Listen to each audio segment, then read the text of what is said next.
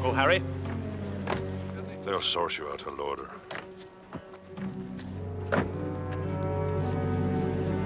Start on. Captain Hastings? Ah, thank you. Hastings? Now, I shall need at least 6. No. 8. For the tetra à l'angoisse. I shall ask the hotel to cook us some tomorrow. It's not like ordering them in a shop, Poirot. I've got to shoot the damn things. I have every faith in your marksmanship, Hastings. You ready, old man? Ah, Roger. Mr. Poirot, it's taken me 10 years to get him up onto Uncle Harry's moor. I don't want you missing the drive. I'm ready. For God's sake, Harry, it's not much. Doesn't mean I can marry again. £300 is nothing to you. Look bloody odd, wouldn't it, Jack? Me putting that sort of money in the way of my maid and my gamekeeper. Damn you. I sometimes wonder which of us was born a bastard. Jack! Stoddard! Yes, Mr. Roger. Look after Mr. Archie, will you? Aye, sir. Right, Mr. Archie. Right, have a look here. John, what do you think? Good luck, darling. Bonne chance, mon ami. Thanks, old man.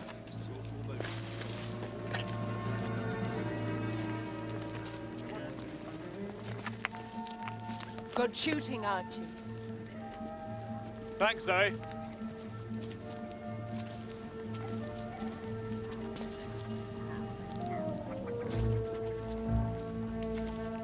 Poor old Archie. Hasn't a clue, I'm afraid. He's your cousin, isn't he? Yes. Should have seen the guns he turned up with. Still, he's only a school teacher, so on his salary, what could you expect? Now, this is you, old man. Good shooting. Thanks.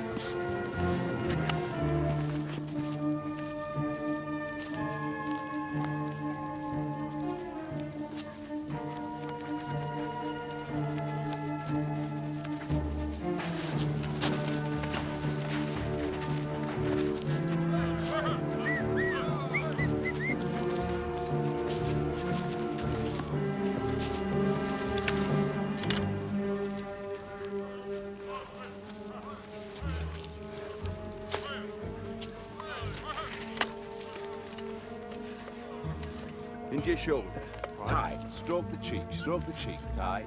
Right. 90-degree angle. Now break. Well, let's hope for a good bag. They're breaking, Mr. Pace. Here they come.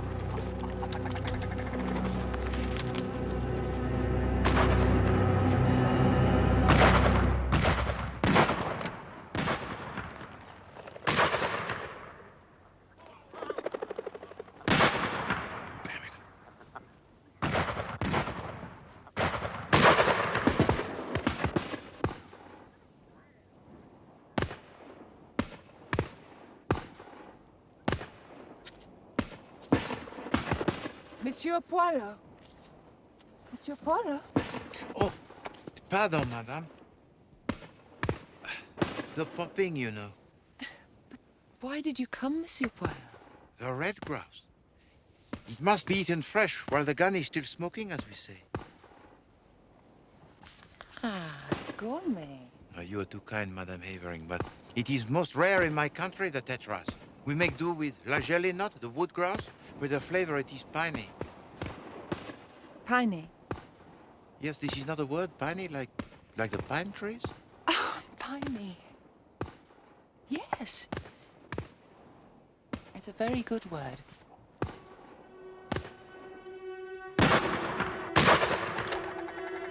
There we are, sir. Slow, quick.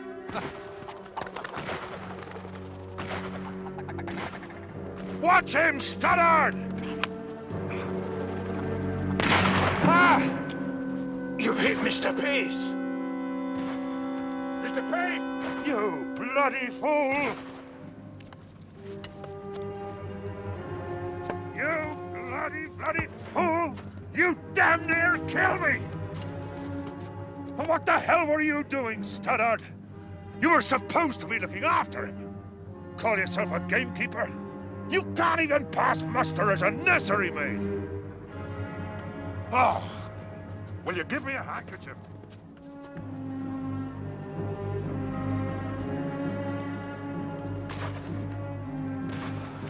Mr. Archie is a complete idiot. It looks like Uncle Harry's all right. Well, I better get back to Hunter's Lodge. Make sure Mrs. Middleton has everything under control for lunch. She's only with us pro tem. Monsieur Poirot, may I entrust you with a task? Madame. Look after Cousin Archie for me, will you? I couldn't bear it if he went back to his little cottage and brooded. You will not be able to brood in the company of Hercule Poirot, madame. You are a treasure.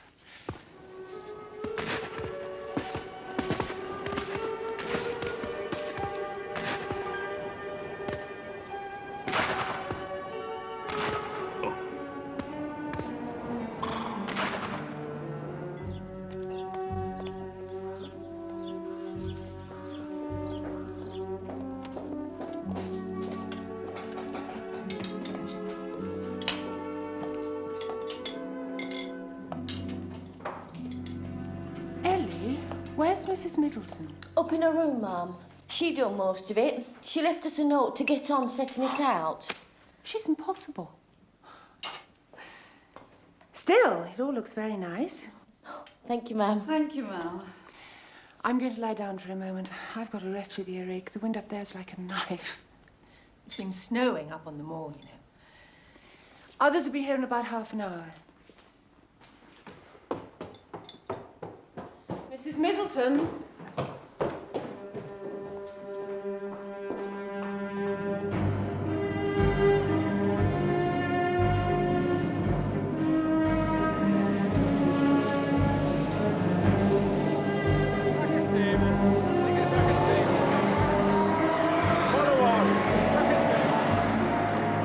For 2 hours I am waiting in the snow, Hastings. The ice, it is forming on my bones.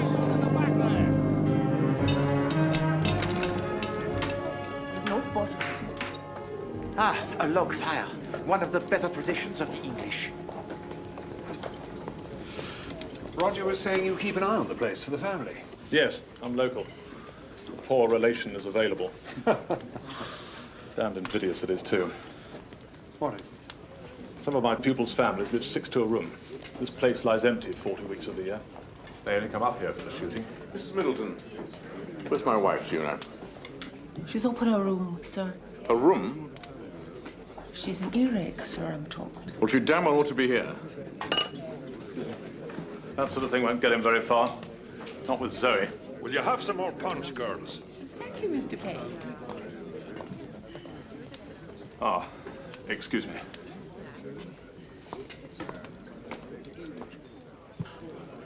Uncle Harry, I'm really sorry about your hand. Don't think I'll take up grouse shooting as a career. Delighted to hear it. A fella asked me the other day, a bolshy, you know, asked me, had I actually made anything during my worthless life? Certainly, I said. I made a lot of friends, I made a lot of enemies, and I've made a lot of money.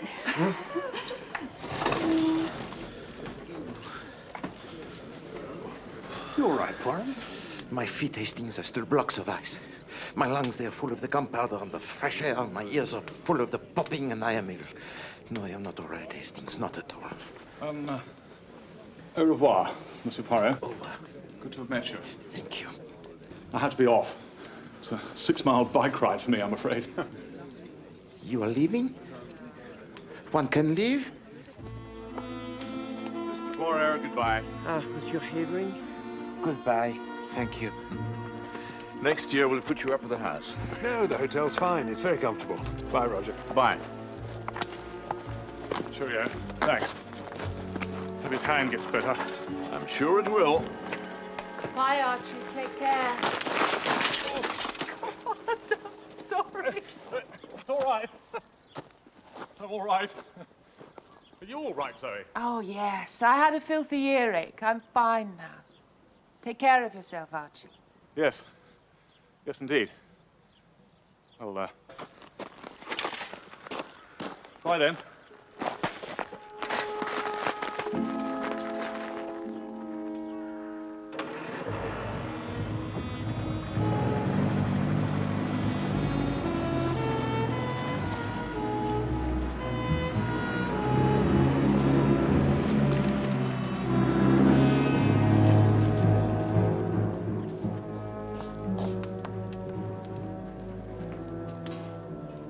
I'll get myself ready, then I'll be off to London. I should make the 5 o'clock.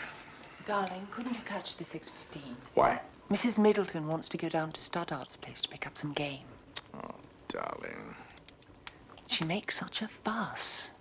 Bloody temporary staff. Don't know what that agency's playing at. Ellie has to walk 4 miles and you never hear her complaining. It would be so much easier if you gave her a lift. She'd only have to walk back. All right, all right.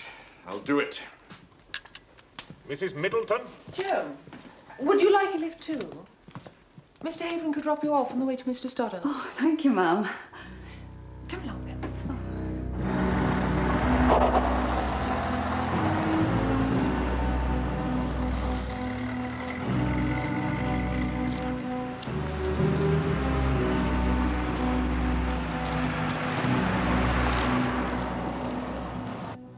I'm sorry you didn't enjoy it, Poirot. My enjoyment is yet to come, Hastings. I have given to the chef his instructions. What's that? Mon Dieu. Look at this, Hastings. I am a corpse waiting to die. I shall not survive to enjoy my tetra à l'angoisse. Oh.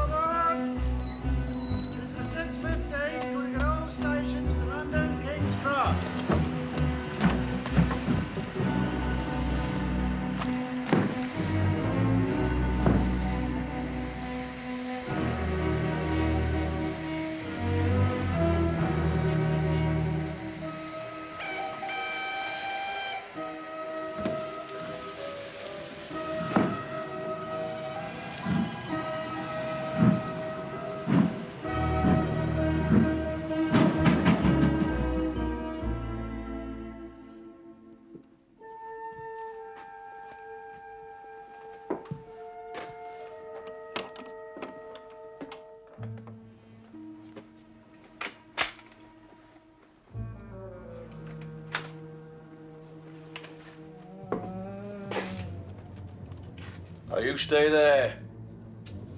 You stay.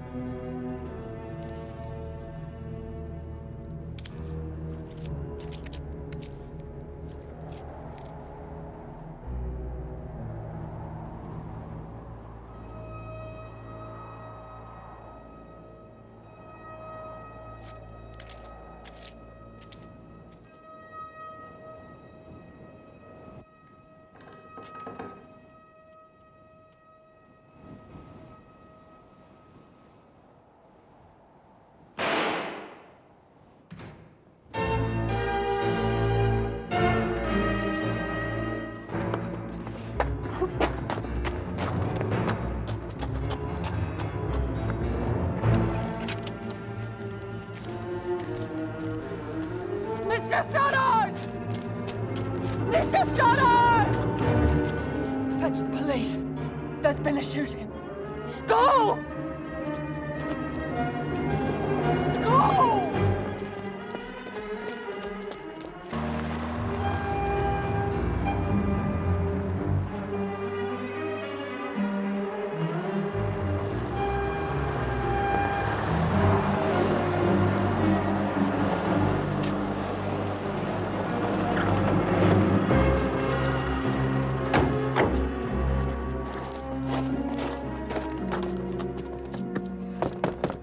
And you can confirm that this is Mr. Harrington Pace? Yes, sir. Mrs. Haven's in a terrible state. I've given her something to help her sleep. I let the killer in. That's what I can't get over. Describe this man. He was wearing a big overcoat and he had a beard, a great bushy thing. He said he wanted to see Mr. Pace, so I showed him into the gun room like I always do with visitors. Yes? I went back into the living room and started clearing up, and then you heard the sound. The shot. Like someone knocking on the door of hell it was.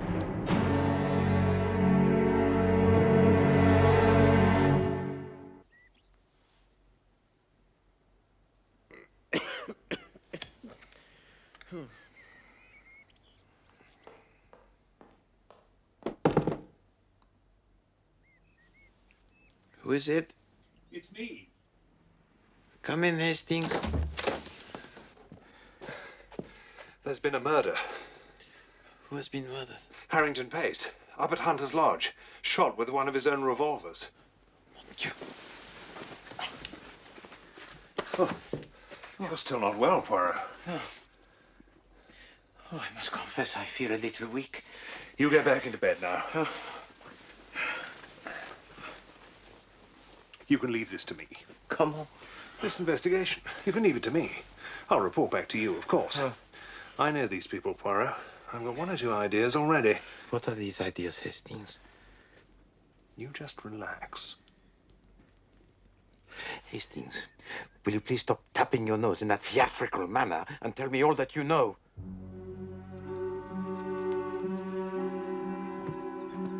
Don't seem to be able to find that Mrs. Middleton, Sarge. What do you mean, can't find her? Oh, this is the Scotland Yard fellow. Find her! That's all, Sarge.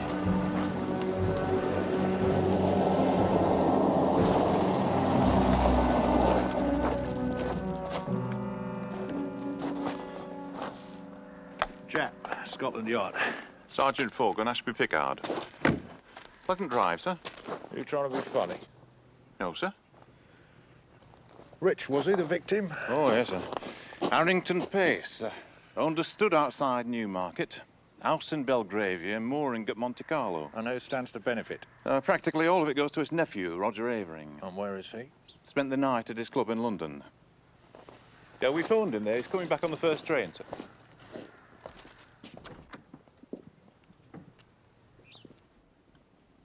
He was shot by a man who just turned up at the door asking to see him.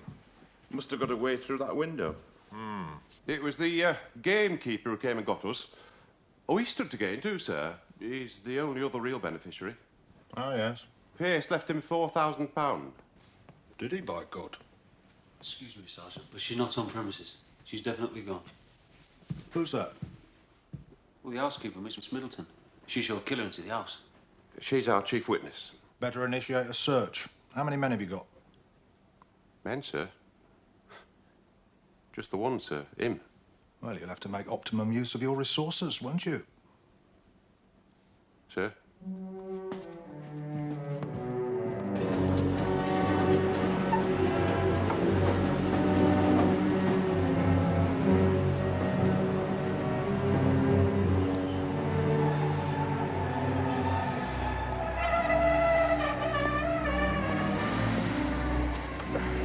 Roger, what a terrible thing. I'm awfully sorry. Thank you. I must go straight to the lodge. Zoe needs me. I think we ought to pop in and see Poirot on the way. He's feeling a bit poorly, so I'm handling the case. Well, we must keep him informed. I am profoundly ill, as you can see, but I will do my best to assist. Thank you. One thing, Monsieur Havering, if you please. Yes? Pardon, but what were you doing when your uncle was killed? Oh, it's all right. Roger was on his way to London. I spent the night at my club. Police rang me there. It's a horrible business. You went to London by train? Yes, I caught the 6:15. You talked to anyone on the train? No. You arrived at your club at what time? About 10 o'clock. Actually, it was a bit later. I walked down from King's Cross. That's fine. Thank you. Hastings? We'll get on up to the lodge, Poirot. Very well, Hastings.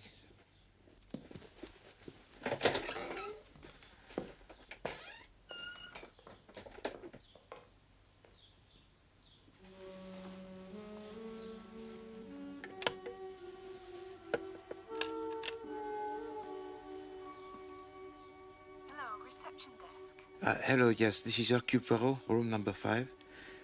I require, if you please, a railway timetable.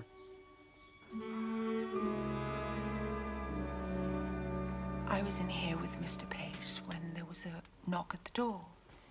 I heard Mrs. Middleton go to answer it, so I got up to see who it was. Yes. It was a man I didn't recognize, so I waited for Mrs. Middleton to show me to the gun room and come and announce him. What did he look like? Average-ish height, hat, specs, I think. Couldn't be sure. Beard. What sort of beard? Bushy. He looked like one of those anarchists in a cartoon in Punch. Do you remember what time this man arrived? About 7:15. Please go on. Well, Mrs. Middleton knocked a minute later, said the man wouldn't give his name, but wanted to see Mr. Pace. Harry said he'd see what he wanted. He got up, and a few minutes later we heard the shot. The housekeeper, Mrs. Middleton, she was in the room with you, was she? Yes, she was clearing the drinks glasses. Did this man arrive by car? I don't know. I didn't hear anything. Would you normally hear a car arriving? Oh, yes. Yes, if he came by car, he didn't bring it up to the house.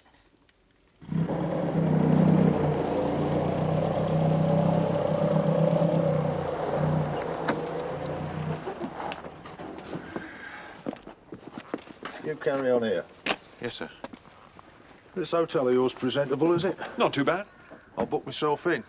What are their sandwiches like? Sandwiches? No idea. Tell you what, I put my money on this Middleton woman being in league with the killer. On her own admission, she shows the fellow in. Next morning, she's gone. Yeah, but she's the only person who's had a proper look at the killer. What if she saw through his disguise? Disguise? What disguise? Bushy beard and glasses. And suppose she saw who it was under the disguise. Perhaps we'd better start looking for another body, not a witness.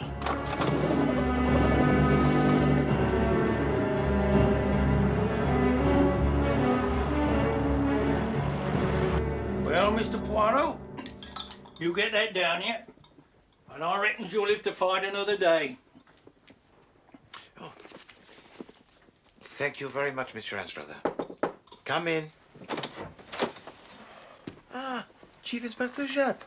Hastings, this is Monsieur Anstruther of the London, Midland and Scottish Railway. Afternoon, gents. Well, if you'll excuse me, I have to get back. A railway don't run itself, you know. I'll drop in tomorrow with some more blackberry tea. Thank you very much. Oh, and don't forget my bike, will you? Certainly not. That bike means a lot to me, that bike does. Man and boy, I've had that bike. Au revoir. Pauvre Monsieur Anstruther. He is a man obsessed. Obsessed with what? His bike? Yes, indeed, Chief Inspector. It has been stolen. He is also obsessed with other things. He knows every final detail about the movements of the trains in and out of his little station. Oh, yes.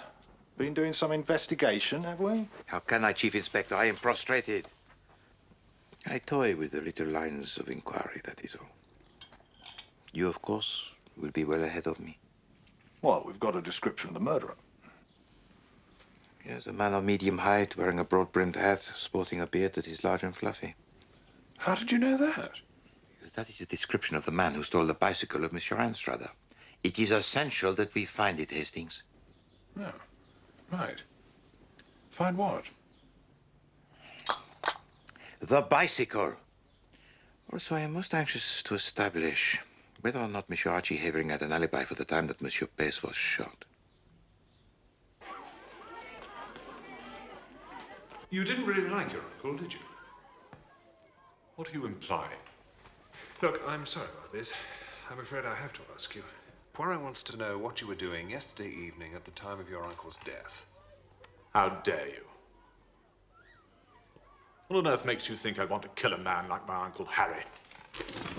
Tell you he was beneath contempt. Mean, selfish. You know Stoddard, the gamekeeper, is his half-brother. One of his father's bastards. Good Lord. His own blood. And he used him like a servant. How did he get his money in the first place? I'll tell you. We've cheated his partner in County Mayo, then used the money for profiteering in the war. And people liked him. He boasted about it and people applauded. Here are!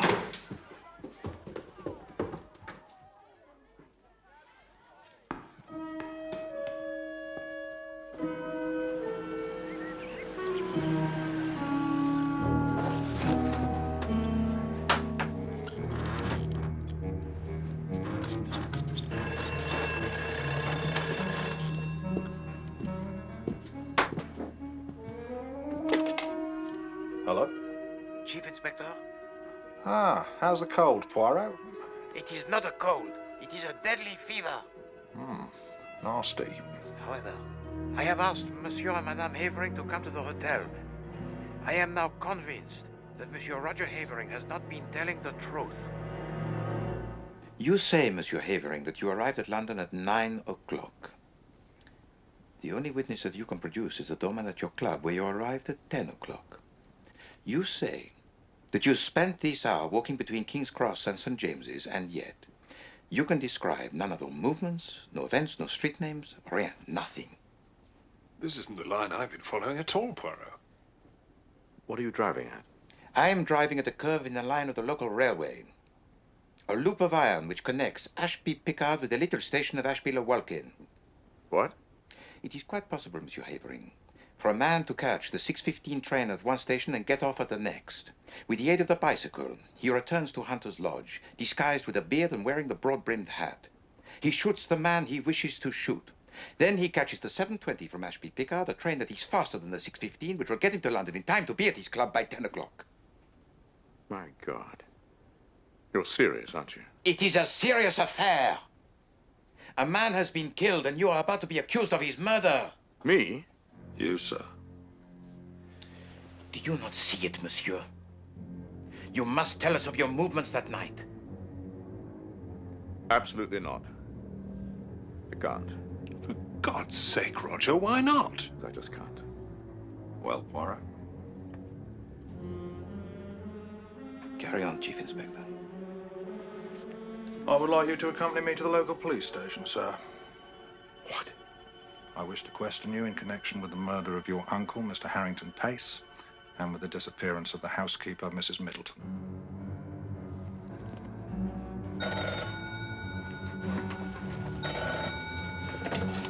Yes? It's for you, Chief Inspector. Jack. Right. What is it? They found Mrs. Middleton.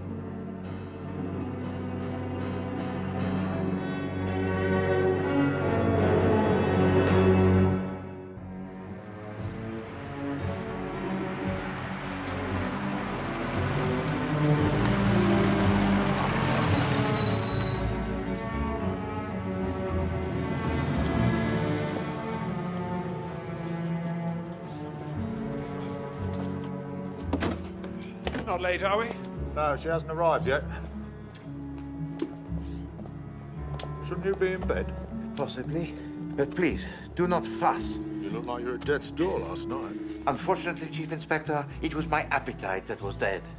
My tetra à l'angoisse, it was fed to the cat.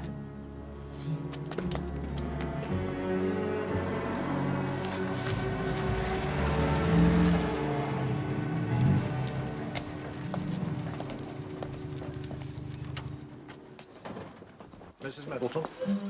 Yes, I'm Mrs. Middleton. What have you brought me here for?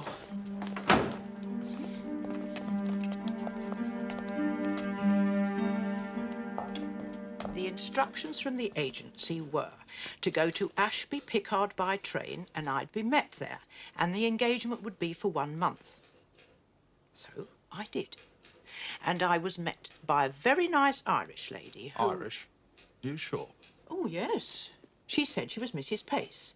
And she said there'd been an embarrassing mix-up. What sort of mix-up? She said they were cancelling the shooting this year and there was no household for me to keep. So anyway, she said she'd be grateful if I didn't say anything to the agency because she didn't want them to think she was unreliable, you know. And she was very generous. She said she'd give me 2 months' wages in lieu if I'd agree not to put myself back on the agency books for a full month. And you agreed? Yes. She seemed very nice.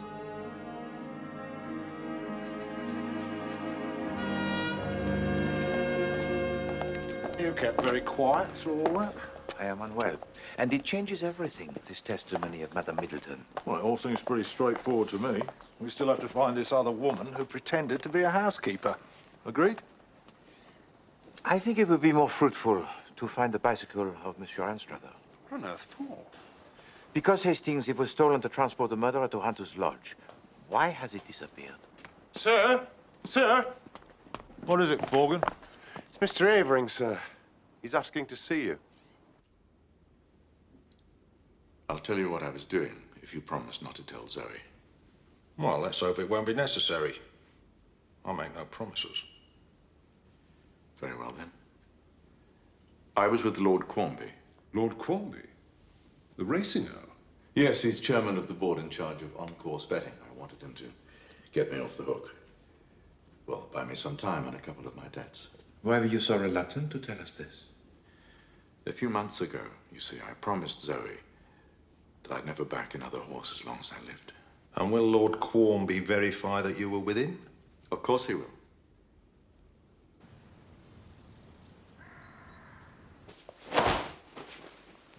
Tell me, Mademoiselle Joan, on the night of the murder, when was the last time that you saw Madame Middleton? She was in the car with Mr. Avering when they dropped me off at home.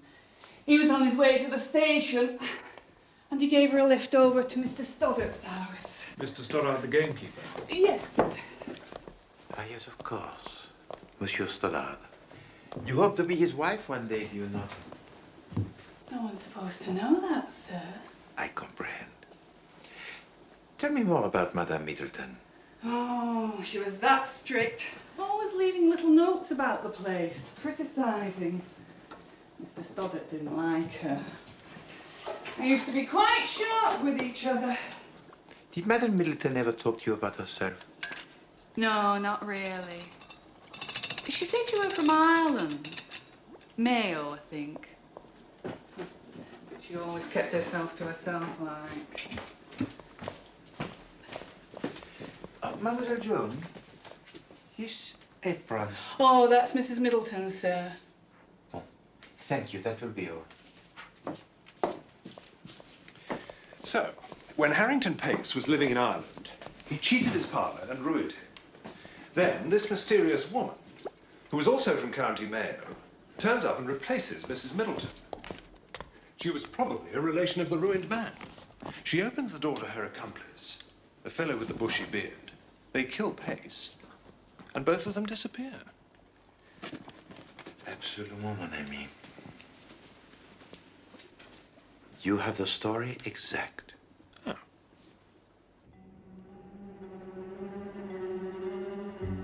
And you hot countries, of course, they use your gaze hound, hunts by sight.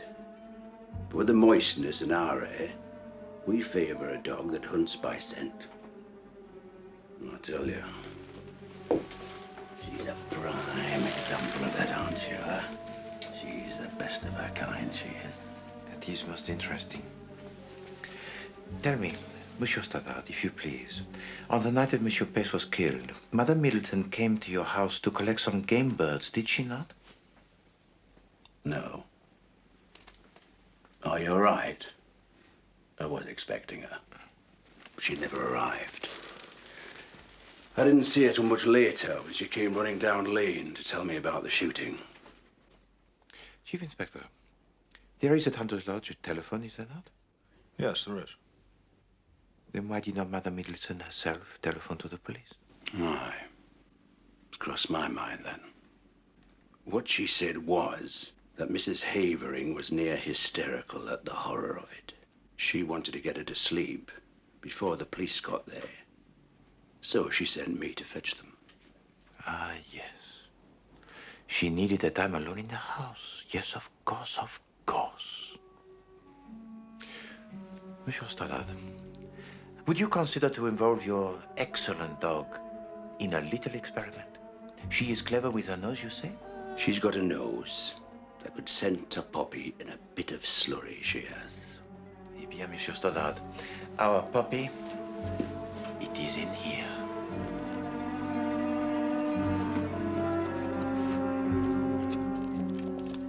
It is essential that we determine the whereabouts of the person who calls herself Madame Middleton. Easier said than done. Not a glimmer. Road, rail, local gossip, nothing. That's why I think. Hey up, hey up. What's the go? What's the matter, girl, huh? What's the go, huh? Wait. Something's been buried. Something.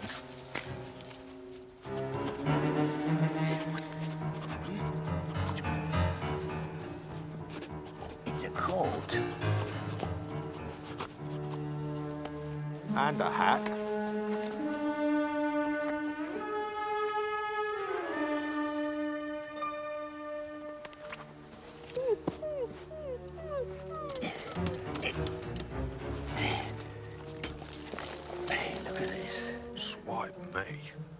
Bon. Monsieur Anstruther, he will be most pleased.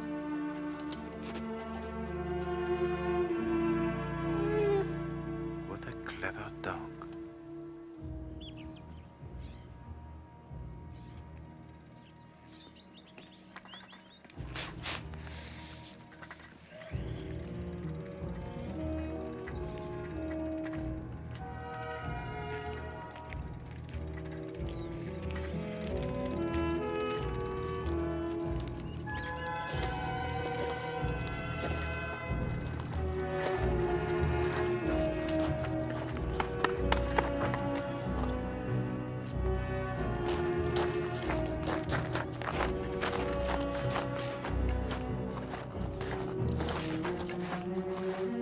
Everyone here? In the gunroom, sir.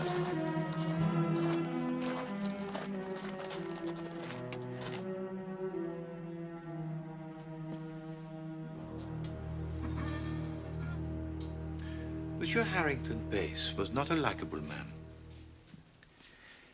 He used his wealth to control his friends and his family. For example, Monsieur Stoddard, his unacknowledged brother, he employed as a gamekeeper, but refused to lend him the £300 necessary to purchase his house and to get married. His nephew, Monsieur Archie Havering, he used as an estate manager, paying him not with money, but with promises of a legacy. His other nephew, Monsieur Roger Havering, was also made to dance the attendance by assurances of wealth to come. There are, I think, here motives for murder. N'est-ce pas? Now, look here, Poirot. No, please, Monsieur Roger. I make not the accusations, I merely speculate.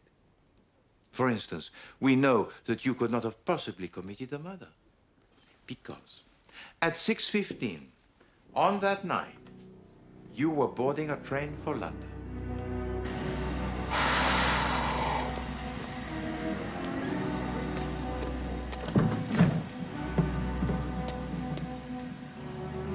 But what we did not know was that there was another passenger who also boarded that train.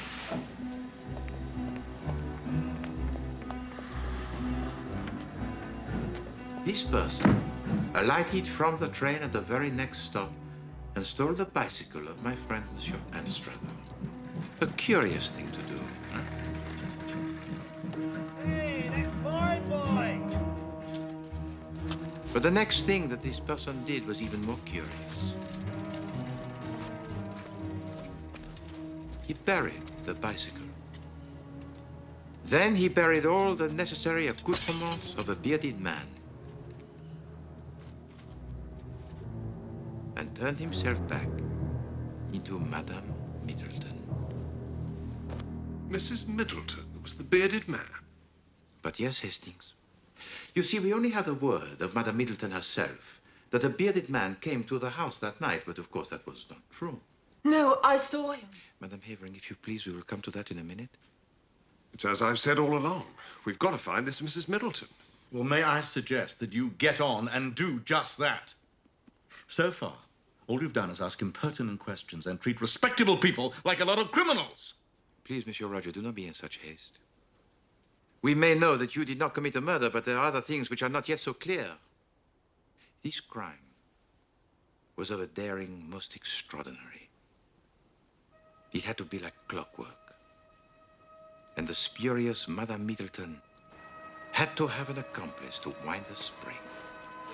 I'm sorry, Mrs. Middleton. At 5:45 on the night of the murder this spring, it was ready for release.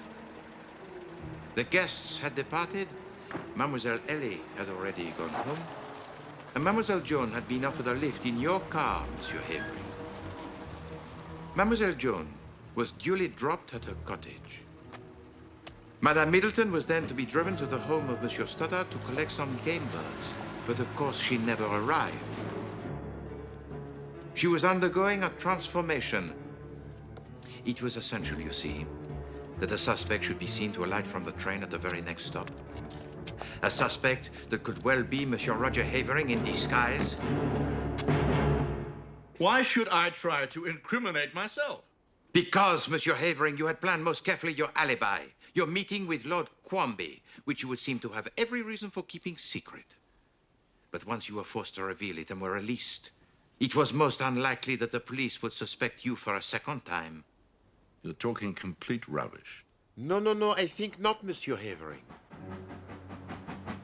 You see, while you continued your journey to London, Madame Middleton returned to Hunter's Lodge.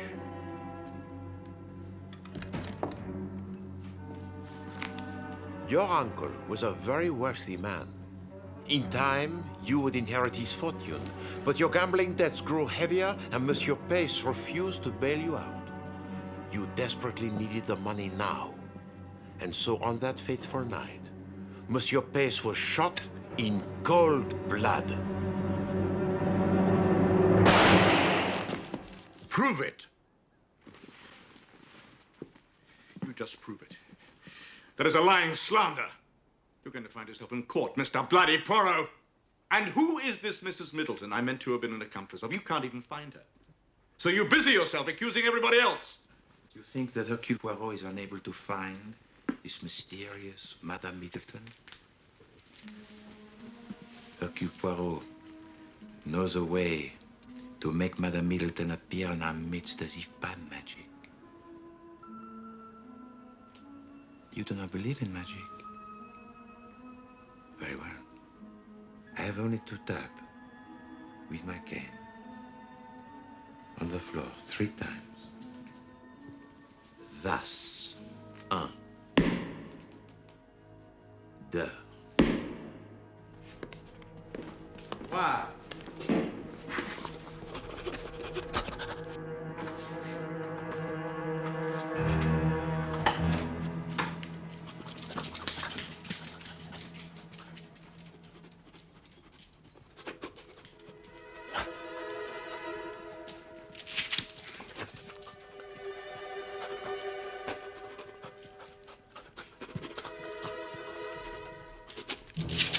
Can we not stop this charade?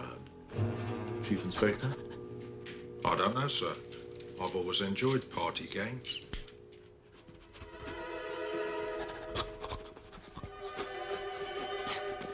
Silly dog, sit down.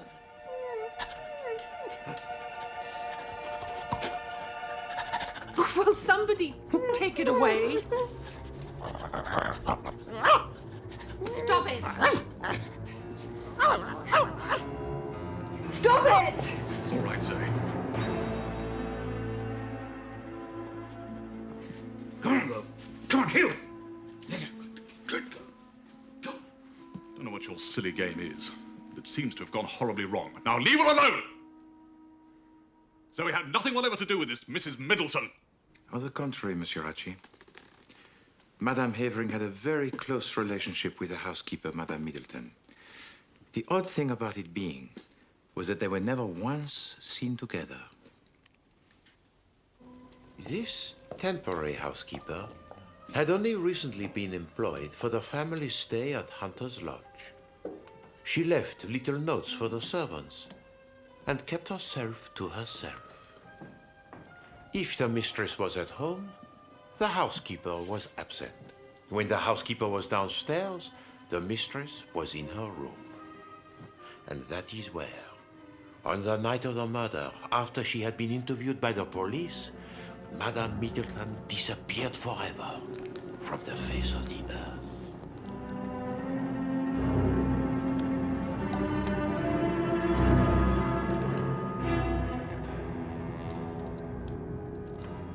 Because it was you, Madame Zoe Havering.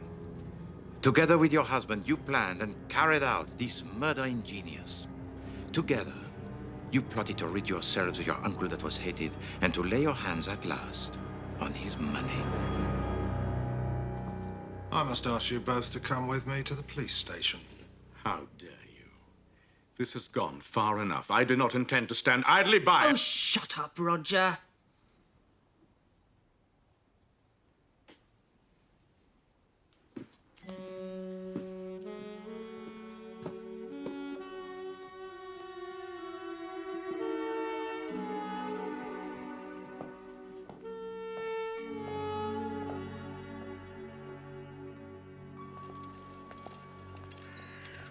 But why did she have to bury the bicycle? How could she leave it lying around, Hastings? If it was found and identified by Monsieur Anstruther as the bicycle that was stolen outside the railway station, then it would show that the murderer was still close to Hunter's Lodge. Oh, hello, Mr. Poirot. Monsieur Anstruther? The blackberry tea did the trick, then? It did indeed, monsieur. It also stimulated the little grey cells to such an extent that it enabled me to track down your bicycle. It's a bit of a blooming mess, isn't it? Yes, it got buried. Buried? Buried. It's all covered in mud and mould. And I regret that I did not have the time to clean it for you, monsieur. I don't know as I could be seen riding about on a thing like that. That mud guard's all bent too. Monsieur Anstruther, do you or do you not want your bicycle? Oh, just leave it there. I'll see if the boy can do anything with it.